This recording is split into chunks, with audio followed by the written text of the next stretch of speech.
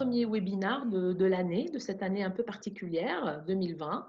Donc, c'est le premier webinaire de l'année. Je vous souhaite la bienvenue. Donc, apparemment, nous avons des personnes de beaucoup de pays, de Norvège, de France, de Pologne et peut-être d'autres pays que je n'ai pas De Liban. oublié de citer, du Liban. Eh bien, je suis très heureuse de vous accueillir. Et donc, ces webinaires ont été pensés par la CICLIM et le Coup de Soleil, Rhône-Alpes. Et le but de ces webinaires, c'est vraiment de mettre en avant le travail des chercheurs et des chercheuses sur les littératures maghrébines, les civilisations orientales. Donc, c'est très ouvert, c'est très large. Et donc, notre but, c'est vraiment de les mettre en avant, de mettre en avant leurs travaux, leurs recherches, et aussi afin que les autres personnes qui travaillent sur les mêmes sujets soient au courant de ces travaux. Le but, c'est aussi que peut-être des étudiants qui sont dans d'autres pays et qui n'ont pas peut-être toujours l'occasion d'assister à des conférences avec des spécialistes et peut-être de leur poser des questions et cette possibilité de poser des questions et de participer à des débats. Donc, c'est pour ça que nous l'ouvrons à tout le monde et que tout le monde est bienvenu pour écouter ces webinaires. Avant de commencer, je vous demanderai, s'il vous plaît, donc de fermez vos micros. De cette façon, la communication sera, vous entendrez mieux, Hélène et moi, vous nous entendrez mieux. Et aussi, à la fin, je vous donnerai la dernière demi-heure, vous pourrez poser des questions à Hélène. Donc, le déroulement de ce webinaire, donc je vais, moi, avoir un entretien avec Hélène pendant 30 minutes et les dernières 30 minutes seront consacrées à vos questions. Si vous n'en avez pas, ben je continuerai à parler avec Hélène. Aucun problème. Voilà, mais je pense que vous en aurez. Donc, moi, je garde les premières demi-heures et je vous laisserai la deuxième demi-heure pour poser vos questions. Pour faciliter un peu peut-être la deuxième demi-heure, donc après, quand vous aurez envie de poser des questions, envoyez-moi juste sur un petit message, vous savez, sur le petit chat en bas, sur conversation. Comme ça, moi, je vois combien de questions j'ai et puis je vous donnerai la parole. Donc, voilà, nous sommes très heureux aujourd'hui d'accueillir Hélène Seldran, qui est enseignante et chercheuse à l'université de Halden, qu'on appelle donc le collège universitaire de Østfold. Hélène Seldran a travaillé pendant plusieurs années avant sur Barbé d'Aurevilliers, donc plutôt spécialiste du 19e siècle. Elle a publié plusieurs articles sur cet auteur et sur les auteurs du 19e siècle. Elle a été aussi traductrice, interprète, elle a travaillé dans l'édition, donc elle a très très longue expérience dans le domaine de l'enseignement et de la recherche en Norvège.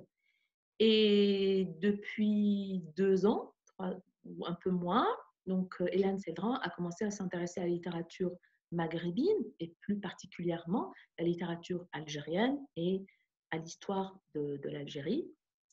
Et donc, c'est pour cette raison que nous l'avons un peu invitée, c'est pour qu'elle nous parle de ce travail qu'elle fait donc dans le collège universitaire à Halden et comment est-ce que les étudiants reçoivent ou perçoivent cet enseignement de Hélène. Donc, je vous souhaite à tous la bienvenue et en norvégien, velkommen til våre norske gjester. Bienvenue à tous. Donc, voilà, j'ai un peu présenté Hélène.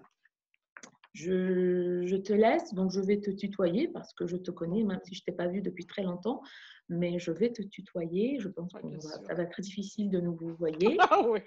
Oui. Donc, Hélène, je ne vais pas te dire pourquoi tu as changé, parce que ne m'octroie pas ce droit. Mais ma première question va être celle-ci. Comment est-ce qu'on passe de Barbé d'Aurevilliers à la littérature algérienne? Ça, c'est la question, c'est le grand écart. Parce que, a priori, c'est des domaines complètement différents. Il faudrait d'abord voir comment je suis passée d'abord à Barbé d'Aurevilly et ensuite à René Girard et ensuite, Moi, j'ai découvert Barbé d'Aurevilly par la télévision de façon assez curieuse. Et c'est peut-être assez symptomatique. J'ai commencé à lire pratiquement tout ce qu'il avait écrit.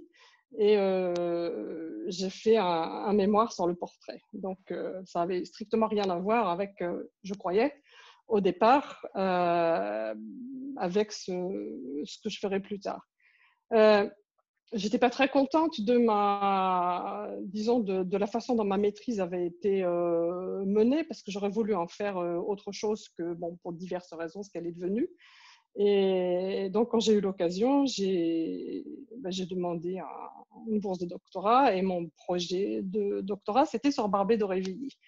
À l'époque, j'avais pensé faire quelque chose de profondément ennuyeux sur la pragmatique du personnage secondaire. Moi-même, je ne comprends pas ce que je dis quand j'en parle. Et puis, j'ai eu la chance d'avoir rencontré une directrice de recherche qui s'appelait Juliette Fröhlich, et qui m'a dit, mais vous devriez lire René Girard. Et c'est comme ça que j'ai commencé à lire René Girard et à voir des rapports qui m'ont paru au bout d'un moment très évidents entre ce que Girard décrit, enfin les phénomènes de violence collective et de bouc émissaire, toute sa théorie du désir mimétique, entre donc cette pensée-là et les représentations de la violence chez Barbé. Et donc ça, j'ai fait ma thèse, j'ai soutenu en 2003. Et puis, le temps passant, je crois que pour des tas de raisons, on laisse ce qu'on a choyé pendant très longtemps, on y revient peut-être, on évolue. Et avec l'âge aussi, je dois dire que comme j'ai eu la chance, et je dis bien la chance, de vivre en Algérie de 1961 à 1968, de façon assez naturelle, j'ai commencé à avoir envie de parler de cet héritage-là à mes enfants, à me tourner vers cette culture-là. Donc, j'ai commencé à poser des questions à mes parents. Mon père était pied noir. Et à regarder ce qui se disait sur le sort des pieds noirs, par exemple. Et c'est seulement il y a peut-être 2 ou 3 ans qu'a commencé à mûrir l'idée, comme j'avais été engagée à l'université d'Oslo, à mûrir l'idée de faire, puisque j'avais l'occasion de faire un cours, ce qu'on appelle un cours ascenseur en Norvège, c'est-à-dire à la fois deuxième année et maîtrise. J'étais libre de choisir de quoi je voulais parler, et je me suis dit, mais on va parler de l'Algérie, on va parler de la littérature qui parle de la guerre d'Algérie, et pas seulement de la littérature d'ailleurs, mais d'autres supports. On a eu aussi des textes historiques. Et donc, j'ai conçu un cours sur ce thème-là. Et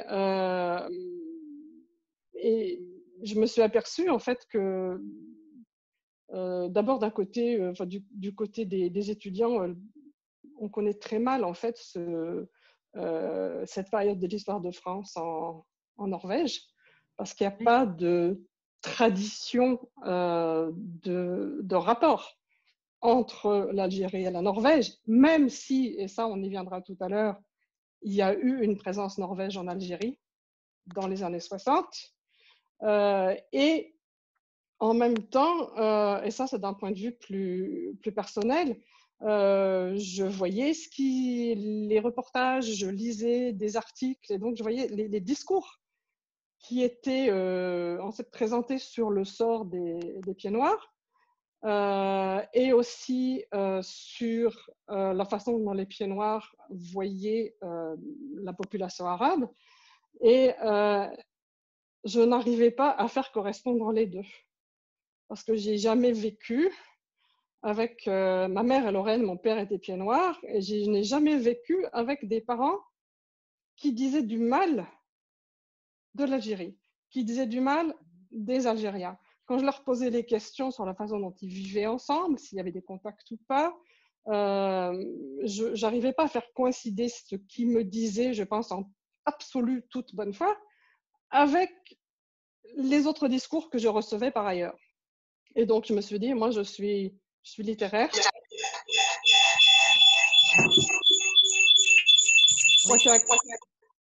il faudrait fermer les micros, je Ouais. crois.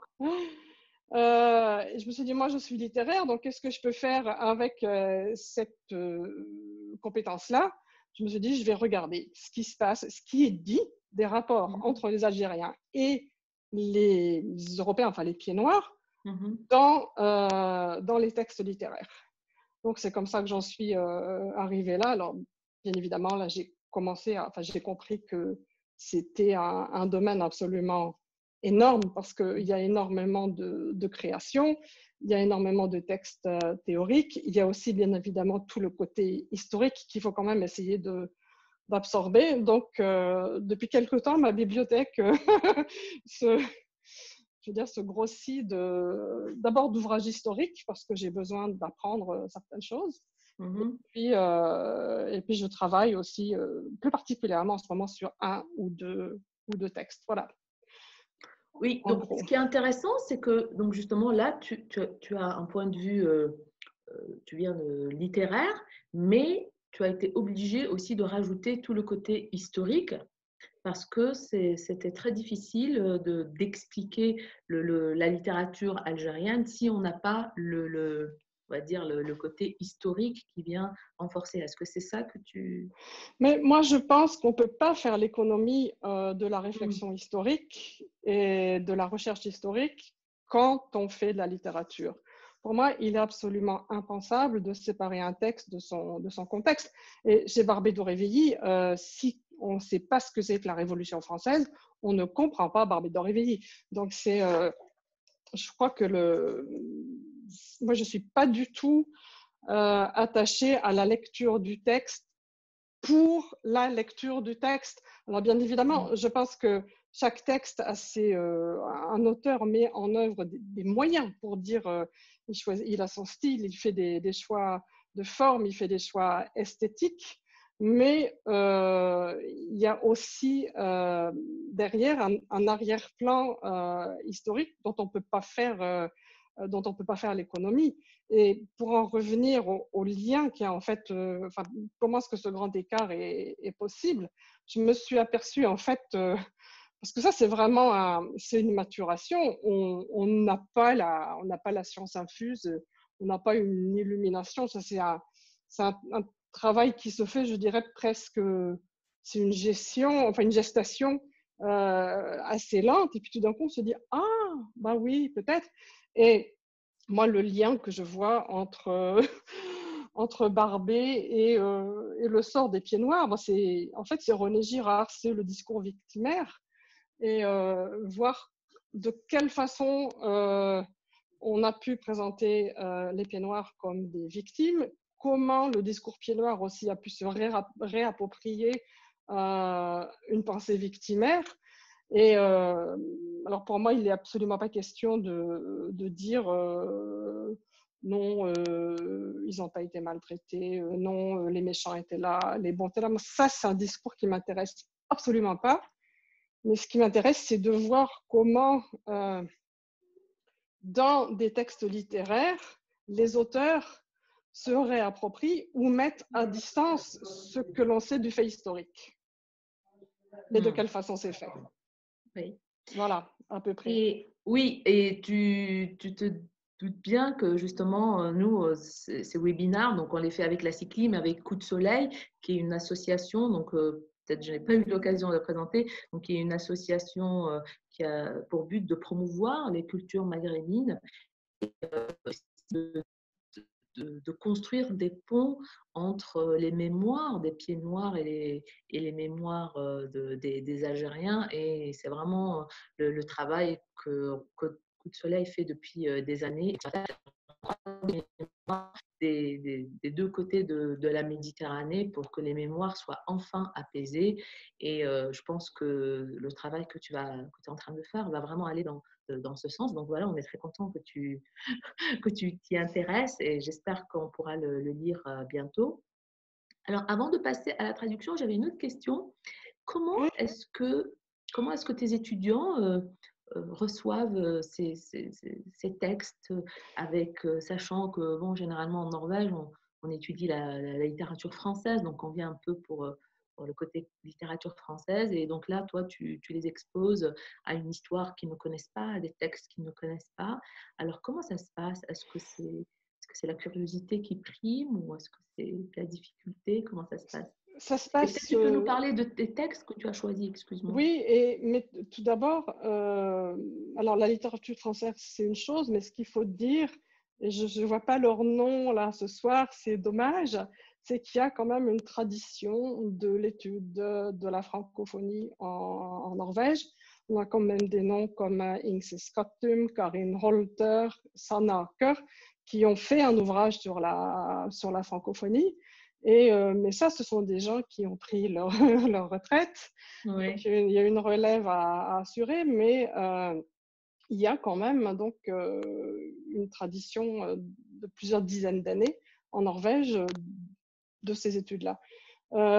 Sinon, moi, ce que j'ai remarqué, c'est que quand j'ai fait ce cours il y a 2 ans à l'université d'Oslo, c'est qu'en fait, il fallait absolument apprendre tout aux étudiants.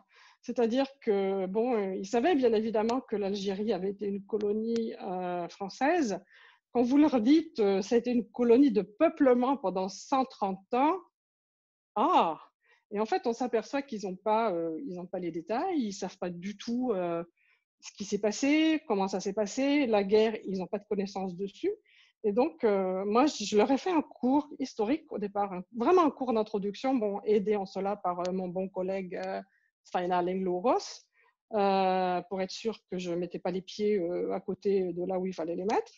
Et donc, c'est par là qu'on a commencé. Et quand on leur a donné ce cadre-là, moi, j'ai vraiment l'impression qu'ils se mettent dans les textes avec vraiment beaucoup d'intérêt et de sympathie. Et alors, les textes que j'avais, moi, j'avais plusieurs choses, je dirais plusieurs supports, plusieurs genres. J'avais, entre autres, alors je vais essayer de le retrouver. J'avais normalement, on doit revoir ce livre-là, Petit-fils d'Algérie de Joël Alessandra, qui est un roman graphique. J'avais Oui. aussi le roman de Jemai qui s'appelle Une ville en temps de guerre. Et ça, c'est peut-être les deux romans qui ont le plus enfin, frappé les esprits, je dirais. On avait aussi Une enfance algérienne, donc le recueil de nouvelles qui a été édité par Laila Sebar. Et où là, il y avait justement des perspectives musulmanes, chrétiennes, juives, enfin, c'était un peu un melting pot culturel.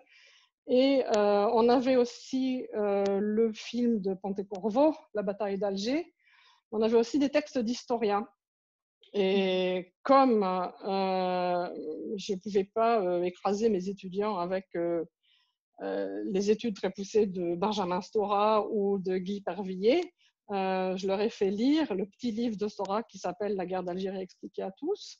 Donc on a vu comment, enfin ce que c'était un peu que la vulgarisation scientifique, enfin comment ils s'y prenaient justement pour aborder des problèmes très, très difficiles. Et on avait aussi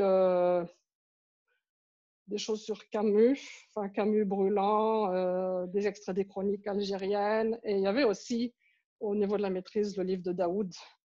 Et on a eu aussi une conférence de Karine Holter qui présentait Daoud lu par Camus. Et mon impression, c'est que ça les a vraiment intéressés et ils ont tous, presque tous, décidé de faire leurs travaux écrits sur le roman d'Alessandra, qui est donc l'histoire d'un pied noir qui retourne en Algérie, comme il dit, pour récupérer sa part d'héritage. Et on a beaucoup aussi travaillé sur le roman de Jemai, qui parle de ce qui s'est passé à Oran, 61-62. Et ça, je sais que ça leur a beaucoup plu et qu'ils ont découvert quelque chose.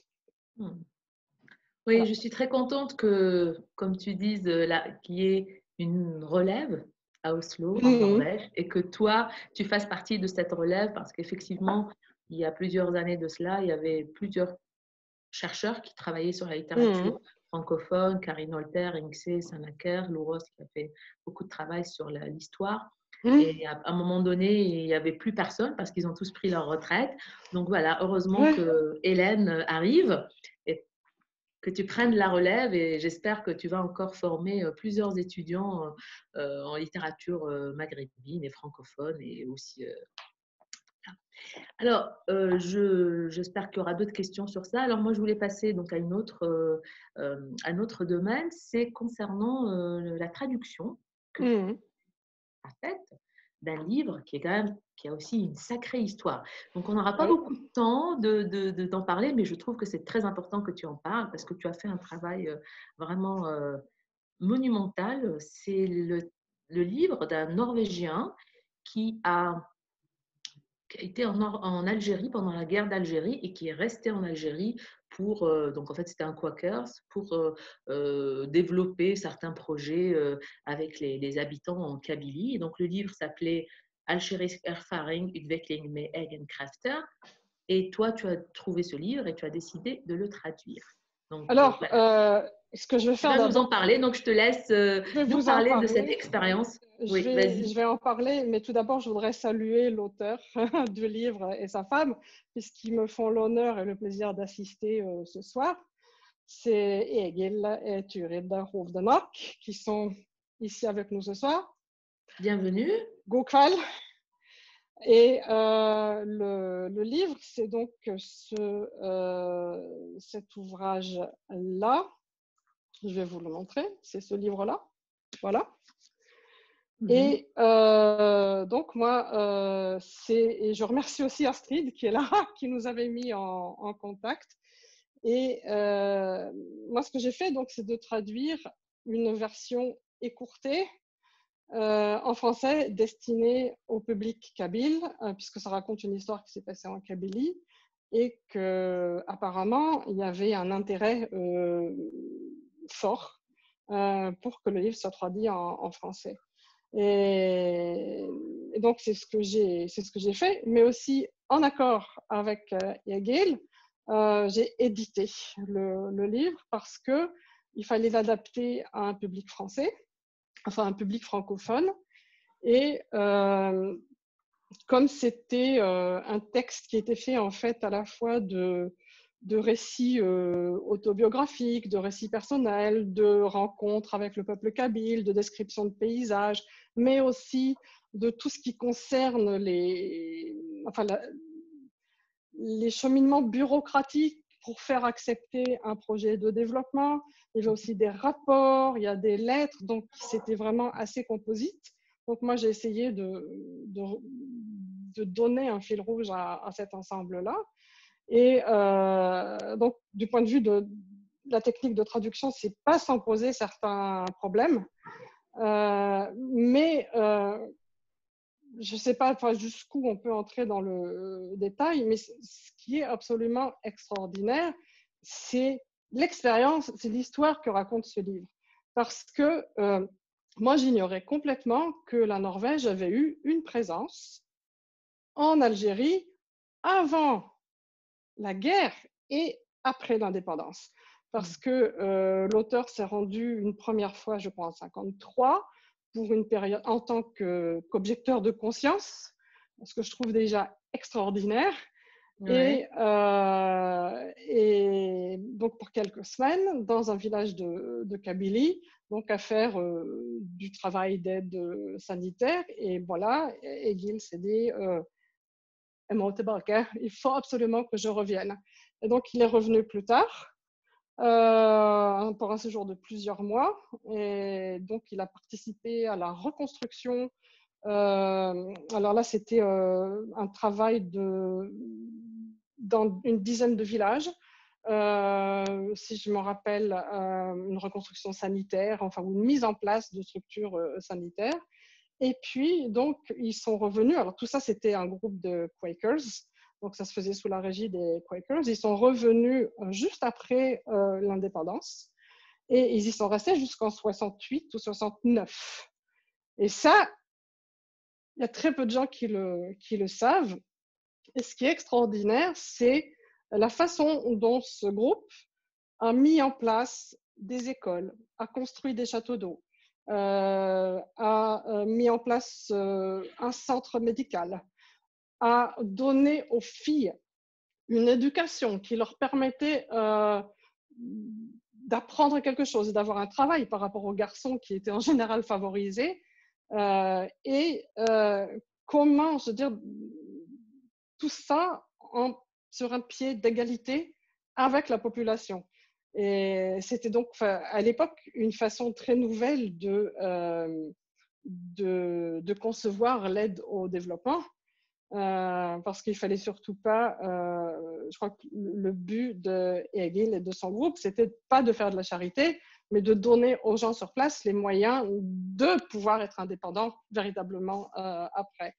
Et ce qui est fascinant, c'est la façon dont ces gens se trouvent, qui sont sans prétention aucune, qui ne cherchent pas à apprendre, à montrer aux autres, c'est nous les Européens, enfin, très modestes, comment ces gens-là sont allés jusqu'aux plus hautes sphères du pouvoir politique de l'époque pour mettre en place ces structures. Et là, quand je dis haute sphère, c'est la présidence de Ben Bella, c'est les ministères de l'époque, c'est aussi des négociations avec la guérilla. Donc moi, j'ai été absolument fascinée par ce que j'ai appris, et je pense que c'est une histoire, enfin une page de l'histoire norvégienne qui doit être connue. Voilà. Et aussi une histoire de la page de l'histoire algérienne aussi, parce Oui, bien que, sûr. comme on l'a dit, voilà, la mémoire, le travail sur la mémoire n'est pas du tout fait aussi du côté algérien. Et Non. je pense qu'il y a beaucoup de choses à dire. Effectivement, ce livre, je ne l'ai pas encore lu, mais j'espère le lire et a l'air vraiment fantastique. Et je suis étonnée qu'il n'ait jamais été traduit avant et qu'on n'en parle pas, ni en Algérie, ni en France, et en Norvège non plus. Donc, je suis vraiment… L'ambassade de Norvège en Algérie en a beaucoup parlé. Oui, mais après combien Ouais. d'années? Parce qu'il a Il été… est paru en 2016, c'est quand même relativement Ah oui, récent encore. ah Mais oui, il est sorti en 2016. D'accord. hmm, hmm. Ben, j'espère qu'il sortira bientôt et parce que tu as beaucoup travaillé sur ce texte, et je pense que ça a été très difficile parce que effectivement ça parle beaucoup de l'histoire, et tu as dû faire beaucoup de recherches, de documentation sur les événements qui, comme tu me l'avais dit, qui étaient très, Oui, très détaillés. oui, et aussi difficile, pas seulement dans ce sens-là, mais moi je dis toujours que les traducteurs devraient avoir droit à un débriefing, comme on appelle ça, comme on dit en mauvais français ou en On dit norvégien. débriefing en bon Oui, français, ok, oui, ça parce va. qu'il y a vraiment il y a des choses très dures, parce on se retrouve enfin, en contact avec ce qui était la misère sanitaire, par exemple, de l'époque. Et quand vous lisez le récit d'une amputation dans un cabinet médical qui n'a pas les structures nécessaires, mais parce qu'on ne peut pas envoyer la personne à l'hôpital, parce que sinon, comme c'est quelqu'un de la guérilla, bah, la personne se fera prendre par l'armée. Quand on lit le récit de la mort d'un enfant dans les bras, enfin, de leurs parents parce qu'on n'a pas réussi à le sauver avant, moi, j'ai trouvé que c'était brutal. Donc, ça aussi, ça a été assez dur. Alors moi j'aime bien parce qu'on a donné le titre en norvégien, on ne l'a pas donné en français. Donc au début, le titre de l'ouvrage en français, ça aurait donné expérience algérienne. Ça aurait donné quoi? Développement avec sa propre Ouais, enfin, avec sur force. ses propres, c'est impossible à traduire. Voilà, donc c'est ça ce que je trouve intéressant, et que voilà, un titre comme ça, donc le titre en français, ça aurait donné ça, et toi, tu l'as vraiment transformé, et j'adore le titre, donc je te laisse donner le titre. Je ne sais pas si tu as le droit Ouais, maintenant. alors en français, si, parce que Vas-y, le Hegel titre. a donné ce titre-là aussi à la version qui doit être publiée. En norvégien, c'est Venner i fjella, c'est les amis de la montagne. Et ça vient d'un proverbe kabyle qui dit celui qui a des amis dans la montagne n'a rien à craindre dans la plaine. Voilà. Et moi, j'ai pensé qu'il fallait absolument garder cette idée. Et donc, moi, Ouais. j'ai décidé, comme c'est aussi un hommage au peuple kabyle, j'ai décidé de donner ce titre-là à mes amis de la montagne. C'est une dédicace, c'est un remerciement aussi pour ce que le peuple kabyle aussi a donné en retour. à cette équipe qui travaillait en Algérie à ce moment-là. Ouais, j'aime beaucoup ce titre, à mes amis de la montagne, et je pense que ça va aussi parler aux Norvégiens parce quand on sait justement aussi le rapport qu'ont les Norvégiens avec leur montagne, je pense que Oui. tous les amoureux des montagnes comprendront ce titre. Et donc, tu vois, la traduction, c'est aussi ça, trouver le mot pour que tout le monde comprenne, se reconnaisse, Mhm. à part ceux qui habitent au bord de la mer peut-être, mais en tous les cas, cet attachement à la montagne et à la culture des montagnards, je pense j'aime beaucoup ce titre. Ben, j'espère que tu pourras nous en parler une autre fois parce que je pense que dans la cyclisme, il y a beaucoup de traducteurs et ce travail de traduction est toujours très très intéressant Mhm. à écouter le travail que font les traducteurs qui est vraiment un travail de réécriture et d'immersion dans un monde, Mhm. comme tu as dit, tu t'as été complètement en immersion dans un monde que tu connaissais pas et tu en es Oui. ressorti, je pense, totalement. Tu es sorti une autre personne parce que c'est ça aussi qui a déclenché un peu ton travail sur les autres. Ça, ça s'est fait parallèlement et plus j'étais dans ce travail, plus je me disais, mon Dieu, il faut que je fasse quelque chose moi-même. Mhm. Bien. Alors, le temps passe. Alors, j'avais encore deux petites questions, donc si vous me permettez, et après, je laisserai la parole aux participants. Donc, je voulais justement que tu nous parles un petit peu donc, de ton travail de recherche que tu es en train de faire maintenant. Donc, tu en avais parlé un petit peu tout à l'heure. Est-ce que tu veux nous en dire un Alors, peu plus? moi, ce que je suis en train de faire, c'est je prépare le chapitre d'un livre sur le thème des alliances. C'est donc dans le cadre du groupe de recherche dont je fais partie, qui s'appelle Areas, et qui est donc dirigé par Franck, qui est avec nous ce soir. Et Franck donc, Orban. Franck Orban, oui, et donc très rapidement, bon, bien évidemment, je ne vais pas retrouver ma page, donc je ne sais pas si je vais pouvoir la partager. Mais donc, non, apparemment, ça a disparu de mon écran. Mais c'est donc un groupe de recherche pluridisciplinaire, puisque moi, je suis littéraire, mais on a aussi des spécialistes de sciences politiques, on a des spécialistes de linguistique, d'histoire contemporaine, un petit peu de tout, donc c'est large. Et moi, j'aime bien travailler dans ce cadre-là, puisque ça correspond à ma façon de voir les textes littéraires. Et donc, ce que j'ai commencé à faire plus particulièrement, je travaille sur la façon dont Alessandra, donc, qui a écrit ce roman graphique que j'ai montré tout à l'heure, comment il représente pas forcément les rapports entre les Algériens et les Pieds Noirs tels qu'ils étaient, parce que lui, il n'était jamais allé en Algérie avant 2014 ou 2015, mais comment il représente les discours qu'il a entendus sur les événements, sur les rapports entre les populations, en fait. Et ce qui est très intéressant, c'est que comme il fait beaucoup de flashbacks, de récits en arrière, et qui change de couleur à chaque fois qu'il change d'époque, il y a une mise en abîme évidente. Et moi, je lui ai posé la question, il ne m'a toujours pas répondu. Je lui ai dit, est-ce que pour vous, la mise en abîme, c'est une mise à distance? Est-ce que ça veut dire que vous ne reprenez pas à votre compte les choses que vous avez entendu dire? Et puis je regarde aussi tout ce qu'il exprime, tout ce qu'il représente comme étant des points de contact entre les cultures. Et ça va un peu dans tous les sens. C'est pas seulement les contacts entre les Arabes et les Européens, mais c'est aussi ce que disent les pieds noirs de Gaulle, par exemple. Enfin, comment ce discours est représenté et quelle position lui il prend par rapport à ça, et comment il fait de tout ça, enfin, ce qu'il appelle sa part d'héritage. Moi, je trouve ça extraordinaire. Donc, voilà, j'en suis encore un peu en train de tâtonner. Et j'ai envie de travailler aussi sur le roman de Jemai, qui lui présente, bon, c'est la ville d'Oran, dont je viens, qui est beaucoup plus, il présente lui quelque chose de beaucoup plus cloisonné, parce que lui, il a le côté algérien, en fait. Et il montre comment la ville était géographiquement séparée entre il y avait ces quartiers-là, on se retrouvait que sur le terrain de foot, on jouait pas entre nous. C'est assez fascinant aussi de voir comment il présente ces choses-là. Voilà.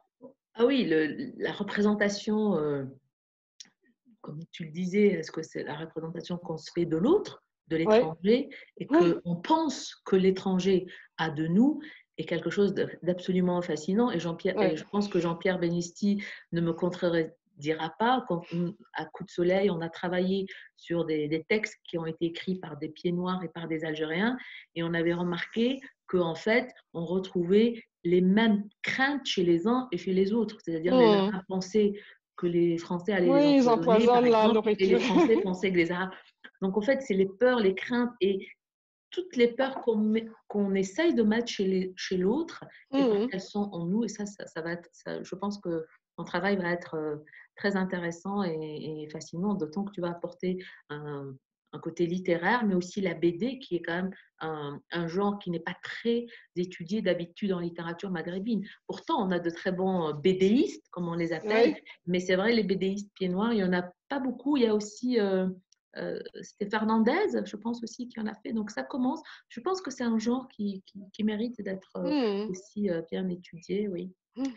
Oui, alors ma dernière question, je te remercie d'avoir accepté d'en parler, parce que je trouve que c'est aussi un travail très intéressant, même s'il est un peu personnel et peut-être un peu plus dur pour toi d'en parler, mais je te remercie d'avoir accepté d'en parler. C'est, voilà, Hélène, elle a toujours des histoires comme ça, fantastiques, la rencontre avec la littérature maghrébine, la rencontre avec Barbé d'Aurevilliers, et de parfois réveiller. aussi, oui, et parfois dans la douleur, je pense, après le décès de ton papa, qui est donc pied noir d'Algérie, tu as découvert des carnets de ton père, des carnets qu'il a écrits tous les jours de 1957 jusqu'en 2018, c'est ça? De 54 à 2019. De 54. Et donc, tu as décidé de travailler aussi sur ces textes.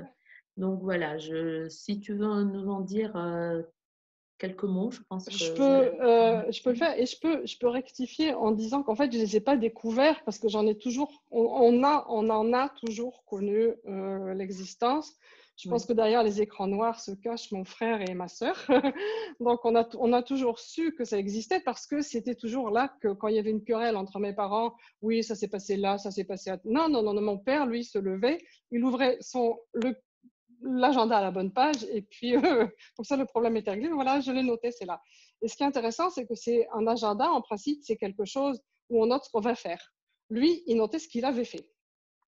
Il a commencé le 1er janvier 1954, il venait d'avoir 18 ans, et il a terminé 4 jours avant son décès en 2019. Et ça veut dire que pour la période de 1954 à 1968, date à laquelle on a quitté l'Algérie, je ne dis pas qu'on est rentré en France, on est parti en France.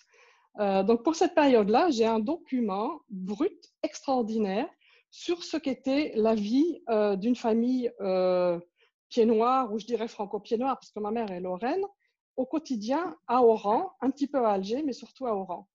Et ce qui est absolument fascinant, c'est qu'il n'y a aucune hiérarchie dans ces notes. Donc, c'est des choses complètement triviales. Je vais vous montrer un exemple, si j'arrive à le...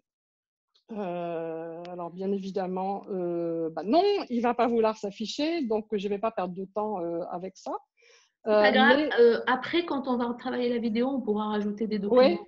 Oui. et ce que je peux dire, c'est que par exemple, le 18 mars 1962, qui est donc le jour de la signature des accords d'Évian, c'était un dimanche, il a noté que le matin, il est descendu acheter du pain, je crois, et des pommes. Et le soir, annonce du cessez-le-feu. Le lendemain, 19 mars, il y a une ligne, passer la journée barricadée derrière les fenêtres fermées. Donc, mon père, ma mère, mon frère et moi qui étaient minuscules. Et c'est comme ça tout le temps. C'est-à-dire qu'il y a le sujet principal, c'est ce qu'il fait au jour le jour. Il est allé à la banque, il est allé à la poste, il a acheté du pain. Enfin, ma mère est allée chez le coiffeur, il a accompagné les gosses à l'école. Enfin, ce genre de choses. Et puis tout d'un coup, il y a des incursions historiques, mais qui ne sont jamais commentées, qui ne sont jamais mises en contexte. Ben Bella, c'est fini. Boumediene, ceci. Ben Bella, cela. J'ai vu aujourd'hui, en 62, il a noté l'arrestation de Salan en avril. Et donc, il y a en filigrane, derrière, il y a l'arrière-plan historique. Et moi, la question que je me pose, c'est comment est-il possible de vivre une vie comme si rien n'était? Est-ce que c'était de l'inconscience? Est-ce que c'était une stratégie de survie dans un pays en guerre, et surtout à Oran, où en 61 et en 62, les violences étaient extrêmes. Ouais. Et donc, je me demande s'il y a un travail à faire d'écriture, j'ai essayé, je trouve que c'est pas très facile, mais je me vois pas écrire un roman, mais peut-être des petits flashs, des petits textes où j'essaye un petit peu de comprendre qui était cet homme qui notait qu'il allait chercher du pain ou qu'il allait faire réparer sa montre. Oui, c'est quand même extraordinaire parce que tu as un texte, un témoignage. Voilà, c'est incroyable d'avoir ces témoignages sur une période où justement il n'y a pas beaucoup de gens, les langues ne se délient toujours pas. Non. Et ce que tu dis montre vraiment que voilà, je pense que ça dure et tu vas. Mais donc tu ne sais pas encore comment tu vas travailler sur ces. Non, moi j'ai très envie de reprendre la période des années 54 à 58 et j'ai essayé et moi j'ai écrit un texte qui commence par « Nous sommes le 1er janvier 1954 et il pleut des cordes à Oran » parce que mon père semblait obsédé par la météo. Donc s'il faisait pas beau à Oran, il le notait. Je sais quand il a plu, je sais quand il a neigé. Et donc j'imagine des scènes, parce que j'ai vu aussi des photos. Je sais ce qu'il fait fatalement le lendemain et puis la veille, puisque c'est noté. Mais est-ce qu'il y a de quoi? Est-ce qu'il y a une trame?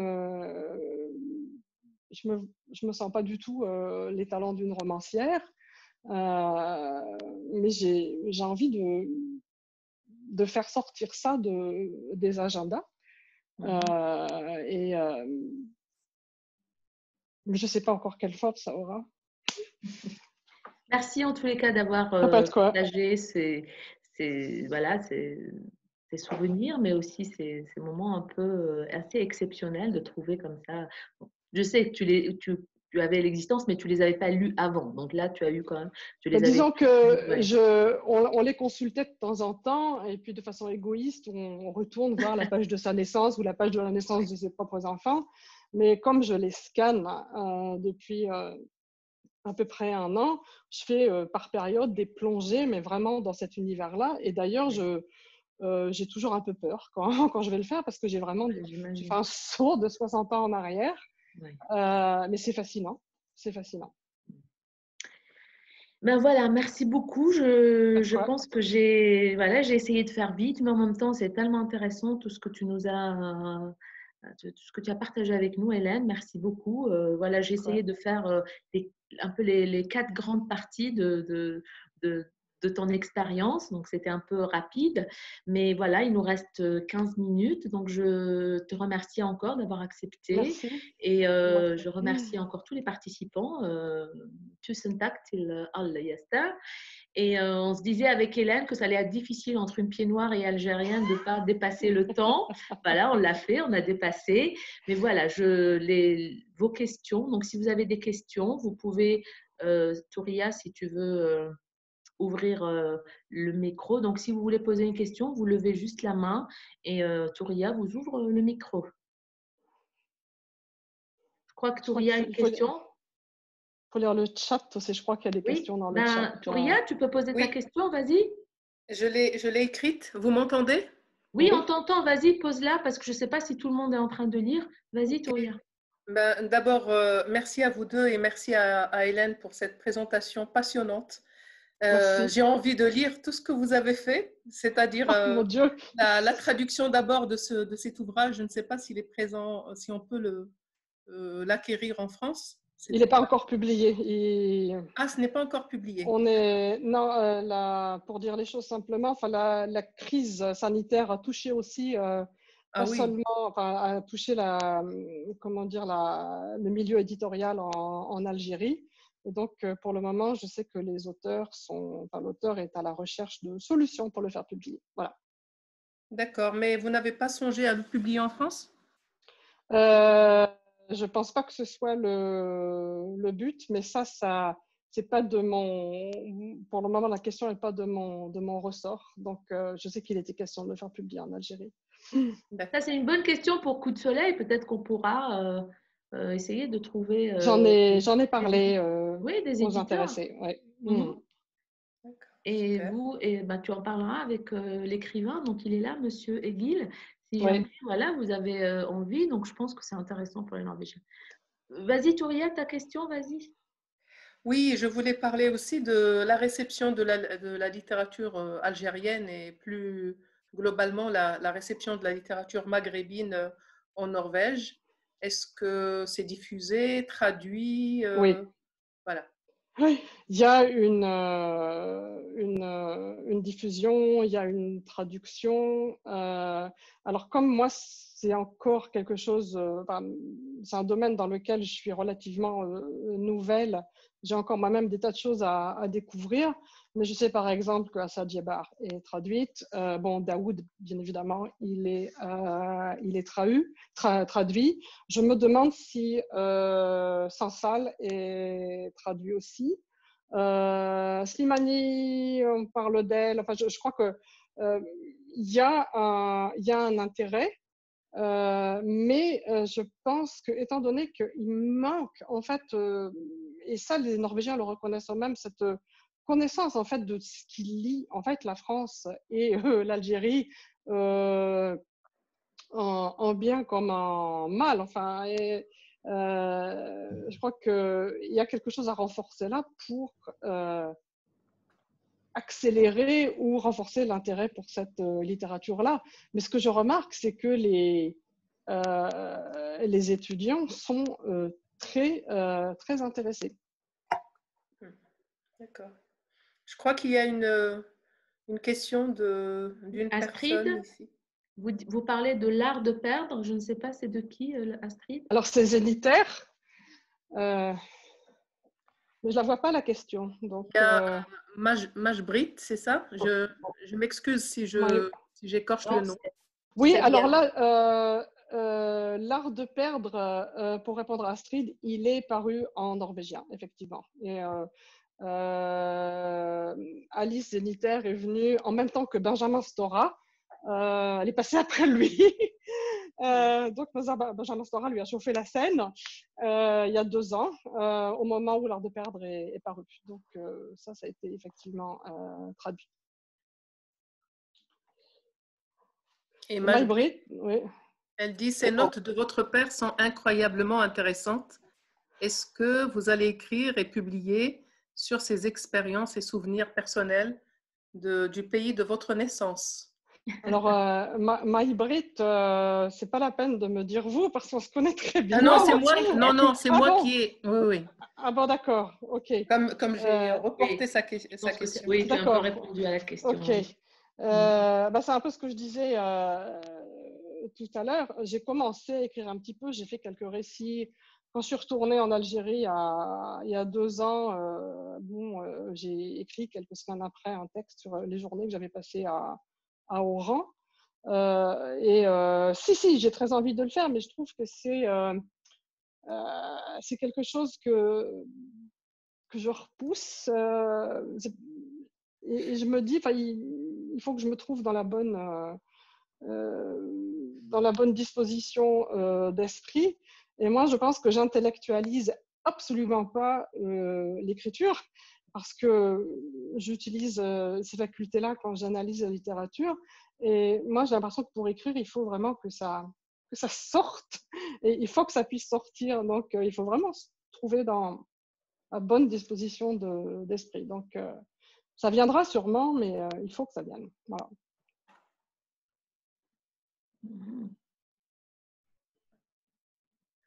Est-ce qu'il y a d'autres questions?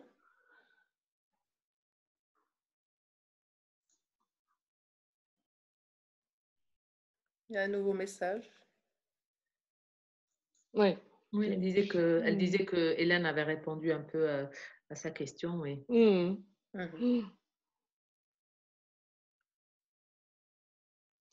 Alors, Franck, sous la forme romanesque, moi, je viens de le dire, je me sens absolument pas capable d'écrire un roman. Non, moi, je me sens pas capable de construire une histoire, de construire des personnages, recréer l'histoire de mes familles. En fait, moi, je suis en fait l'arrière-petite-fille d'un pêcheur milanais qui était parti donc en Algérie. Moi, je me sens pas capable de faire ça. Je crois que ce serait plutôt par des aspects de petits textes qui correspondraient à peut-être certains passages des agendas de mon père. Pour le moment, je sais pas. Je trouve que c'est plus facile d'écrire un chapitre. Faut jamais dire jamais, Hélène. Non, je sais bien. Jean-Pierre Benisti, n'est-ce pas? À Coup de Soleil, nous avons commencé un atelier autobiographique, et pour confronter ou faire croiser les mémoires des Pieds-Noirs et des Algériens, et ça se termine par une mise en scène, un livre qui va sortir, alors que voilà, au début, tout le monde disait non, non, je veux pas parler de ça, je veux pas aller là-bas. Et tu vois, donc il faut juste commencer. Alors, nous avons une question de Vincent. Quel est le titre en norvégien à nos amis de la montagne? Alors, en norvégien, si je le traduis directement, en fait, je suis ravie de ne pas avoir eu à le faire parce que c'est très difficile en français. C'est ce qu'on appelle une noix en norvégien. Donc, c'est expérience algérienne, et c'est donc le développement avec ses propres forces. Mais c'est très mal traduit, et c'est l'idée selon laquelle on ne peut pas venir dire à une population, voilà, on va vous faire évoluer avec nos théories à nous. Et puis après, on s'en va, et puis vous continuez tout seul, et puis il n'y a plus rien. C'est l'idée qu'il faut transmettre comment dire, c'est aide-toi toi-même, en fait, la possibilité de poursuivre les choses, de reprendre les choses en main soi-même. Mais je suis ravie de ne pas avoir eu à le traduire parce que c'était pas possible. Tu l'as très bien traduit. Est-ce qu'il y a d'autres questions? Je regarde dans le chat, là. Non, j'en ai pas. Je peux poser une question? Oui. Ah, mais bien sûr. Est-ce que vous abordez les textes littéraires selon des approches postcoloniales, puisque vous avez parlé de l'importance de transmettre aussi le contexte historique? Est-ce que, enfin, je ne sais pas comment vous abordez ces textes, ou vous les abordez simplement comme n'importe quel texte littéraire, sans aborder les questions de conflit, de représentation, d'identité, d'altérité, etc. Si, moi je pense que c'est une perspective absolument essentielle, parce que comme je le disais tout à l'heure, on ne peut pas séparer l'analyse du texte littéraire du contexte historique soit qu'il a vu naître, soit qui est représenté dedans. Et d'ailleurs, je pense qu'en norvégien, le travail que j'ai commencé à faire passe justement sous l'étiquette études postcoloniales. Postcoloniales. D'accord, merci. Je partage entièrement votre avis. Il n'y a pas de quoi. Ah oui, c'est clair, oui. Est-ce que vous avez encore quelques questions? Nous avons encore 3 minutes. Oui, il y a une question. Oui. Hélène, est-ce que tu es revenue à Oran en 2018 ou 2019? Voilà, ça va être ça va être la question de conclusion, ça, parce que don't get me started. Oui, je suis revenue et moi j'étais retournée en Algérie pour un voyage d'études du côté de Constantine et de l'Est en 80, mais bon, j'avais 19 ans, donc c'était complètement différent. Et moi, ça me taraudait depuis très longtemps. Je trouvais que la situation politique n'était pas stable, j'avais un peu peur. Et puis, ce qui s'est passé, c'est que j'ai rencontré Kamel Daoud à littérature, enfin la Maison de la littérature à Oslo. Et quand il faisait signer, quand il signait son livre, je suis allée le voir, je lui ai dit, écoutez, je suis d'Oran, je vous ai entendu, j'ai tellement envie d'y retourner. Il m'a dit, Oran, il faut y aller. La seule chose que vous risquez, c'est de vous faire voler votre portable dans la rue. C'est dans toutes les métropoles, c'est comme ça. Et 15 jours après, j'ai pris mon billet, j'ai rien dit à personne. Et j'y suis retournée pour des tas de raisons. J'aurais voulu avoir mon père avec moi, c'était pas possible. J'aurais aussi voulu emmener mes 3 enfants. Il y en avait un qui était à Hong Kong, l'autre qui rentrait des États-Unis. Enfin, bon. Mais j'ai réussi à mettre la main sur le plus jeune. Et donc, j'ai embarqué mon plus jeune fils qui avait alors, c'était il y a 2 ans de ça, donc il venait d'avoir 19 ans. Et donc, on a passé 4 jours à Oran. Et bon, c'était bouleversant, bien évidemment, mais c'était un peu comme si je rentrais chez moi, je pense, parce que j'ai vu tellement de villes du Proche et du Moyen-Orient aussi avec mes parents, parce que j'ai beaucoup voyagé. Je suis allée en Syrie, en Jordanie, en Turquie, en Tunisie. Et c'est là que j'ai retrouvé peut-être je dirais la ville primaire, en fait, primitive d'où je viens. Enfin, les odeurs, les bruits et les gens. Mon Dieu, les gens. Donc, il faut absolument que j'y retourne. Donc, les impressions, elles sont vives, elles sont nombreuses. Oui. Je pense que c'est un autre sujet, un autre beau roman, Le Retour à Oran. J'ai encore plein de choses à écrire. écrit Une belle un texte histoire. là-dessus. J'ai écrit un texte là-dessus, effectivement. Moi, comme Hélène, il y a toujours des petites histoires comme ça. Moi, j'ai remarqué quelque chose. Tu as dit donc, que toi, tu as quitté Oran en 68 Oui. et que l'écrivain, donc Egil, lui, a quitté l'Algérie aussi en 68. 68 ou 69, oui. Ouais, donc ça veut dire qu'il y a quand même il y a au moins une date en commun, c'est-à-dire cette… Oui, et c'est ça qui est extraordinaire. Enfin, quand je traduisais ce livre, j'y ai quand même passé 1 an parallèlement à mon poste par ailleurs. C'est que je me disais, ben voilà, ces gens-là, ils étaient en Kabylie, à tel endroit du pays, pendant que moi, j'étais minuscule, petite, que j'allais à l'école à Oran, que je vivais ma vie avec mes parents, et d'une certaine façon, enfin on était en Algérie ensemble. Et c'est une expérience assez curieuse, en fait, de se dire que le monde est petit. Oui, absolument, oui. Jean-Pierre, je vois que vous êtes revenu. Est-ce que vous aviez une question, Jean-Pierre?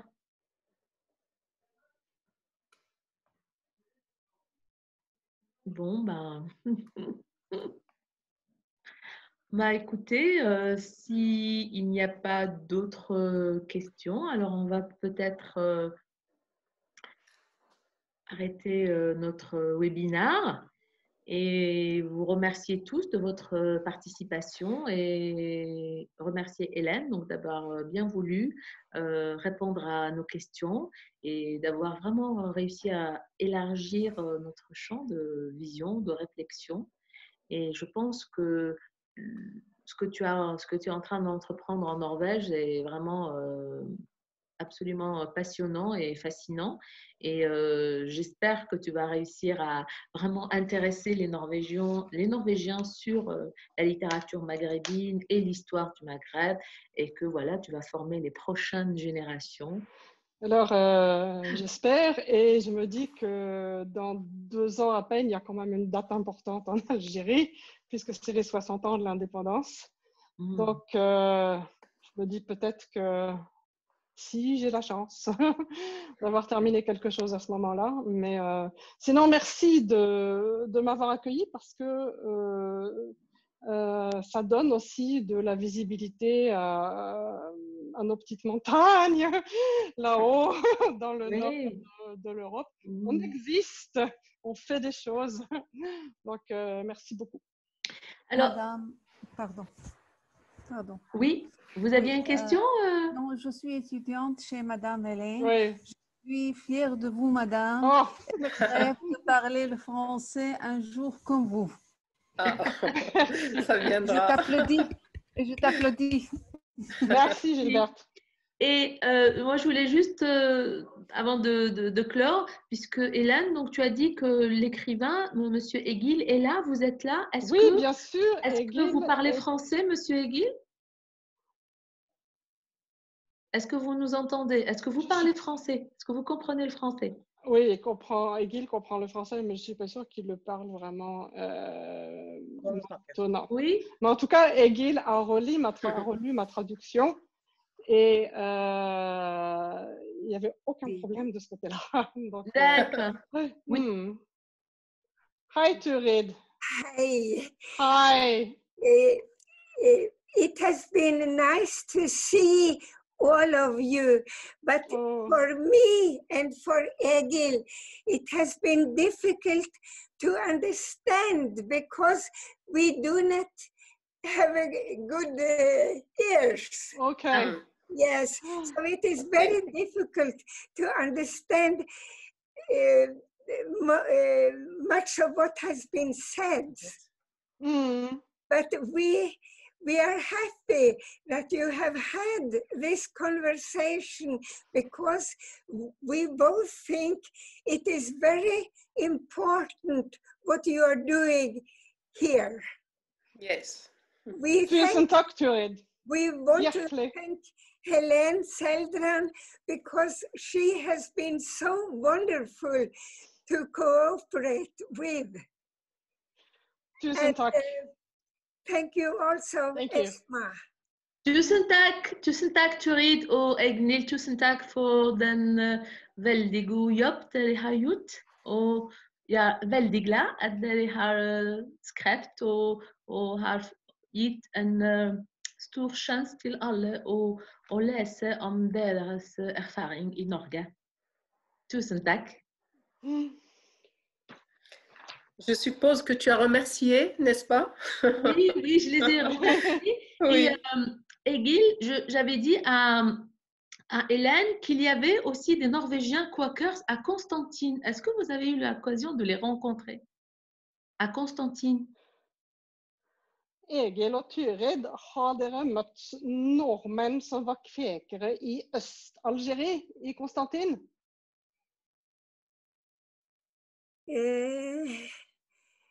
Nei, det er vel ikke noen kvekere i Konstantin?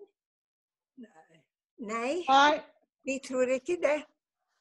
Parce que voilà, en lisant... Det er mange kvekere i forskjellige land i Europa. Så det var disse kvekerne vi samarbeidet med. C'est un projet de... Je vais retrouver ma formation d'interprète, un projet de coopération avec les Quakers d'Europe, essentiellement. Parce qu'à Constantine, il y avait un orphelinat qui était tenu aussi par des Quakers norvégiens. C'était des femmes. Så det skal jeg ta på norsk. Altså, det var et barnehjem i Konstantin som var drevet av kvekere kvinner. Ja. Det var et barnehjem i Konstantin som ble drevet av kvekere. Bon, je vais vous laisser. J'espère que... Voilà. Merci. Merci beaucoup à tous. Donc, merci Hélène, merci Touria, merci à tous d'avoir participé. J'espère que ce webinaire vous a intéressé. Alors après, il sera mis en ligne ou quelque temps sur la chaîne YouTube de Coup de la Soleil. Cyclim et Coup de Soleil. Et la Cyclim aussi. Donc, vous pourrez retrouver ce webinaire et l'écouter à volonté. Merci beaucoup à tous et à toutes. Merci. Et à très bientôt. Alors, je vous dis au revoir à notre prochaine rencontre. J'espère que nous pourrons inviter Touria la prochaine fois, justement, Karine Holter, qui a traduit Essia Djebar. Et Ah oui, certainement, oui. Notre livre. Donc, j'espère que nous pourrons. Elle était malade, elle aurait aimé être avec nous, mais elle avait des problèmes de santé. Et elle aurait, je pense, aussi voulu participer à ce webinaire, mais elle est souffrante. Mais j'espère que dans quelques temps, nous nous retrouverons avec un autre sujet sur la traduction et l'accueil de littérature algérienne en Norvège et maghrébine. Oui. Et moi, j'espère qu'après le Covid, nous pourrons nous rencontrer un jour. Oui. De vive voix, ici ou ailleurs. J'ai pas mis les pieds en France depuis exactement 1 an et ça commence à vraiment faire long. En tout cas, voilà, vous avez une invitation ouverte. Merci. Et puis, et réciproquement. À très bientôt. Au revoir. Tusen tack alla. Ha det bra. Ha det. Tusen tack. Merci. Au revoir. Au revoir. Au revoir.